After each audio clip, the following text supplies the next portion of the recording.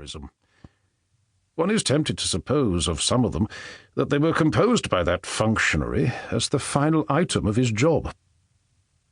The studies in this book are indebted in more ways than one to such works which certainly deserve the name of standard biographies.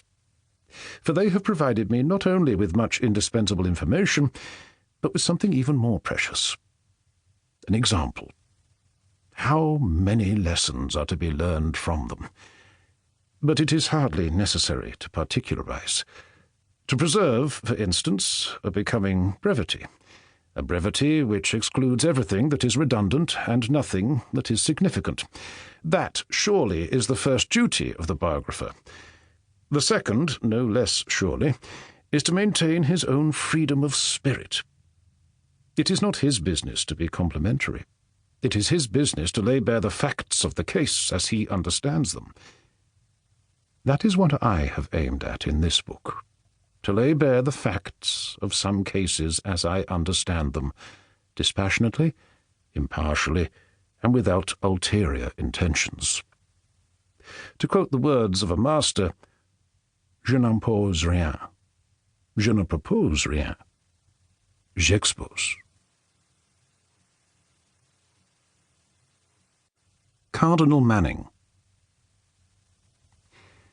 Henry Edward Manning was born in 1807 and died in 1892. His life was extraordinary in many ways, but its interest for the modern inquirer depends mainly upon two considerations: the light which his career throws upon the spirit of his age, and the psychological problems suggested by his inner history. He belonged to that class of eminent ecclesiastics, and it is by no means a small class, who have been distinguished less for saintliness and learning than for practical ability.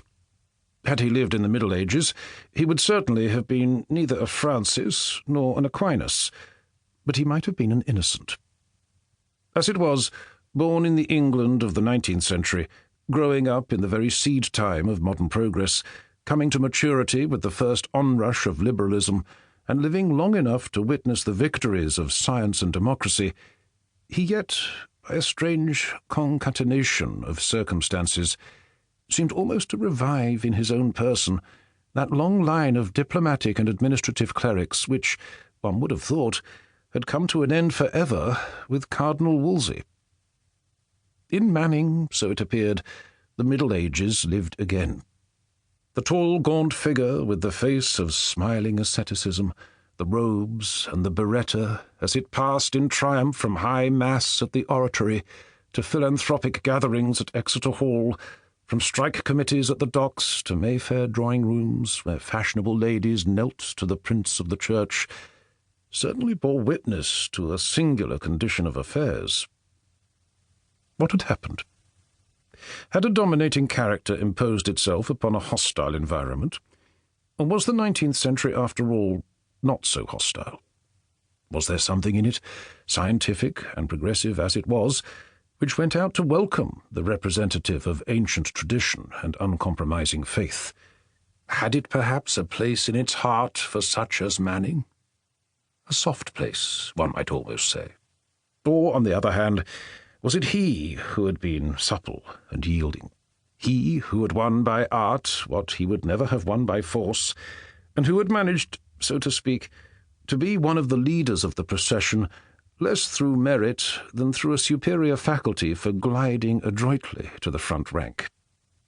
And in any case, by what odd chances, what shifts and struggles, what combinations of circumstance and character, had this old man come to be where he was?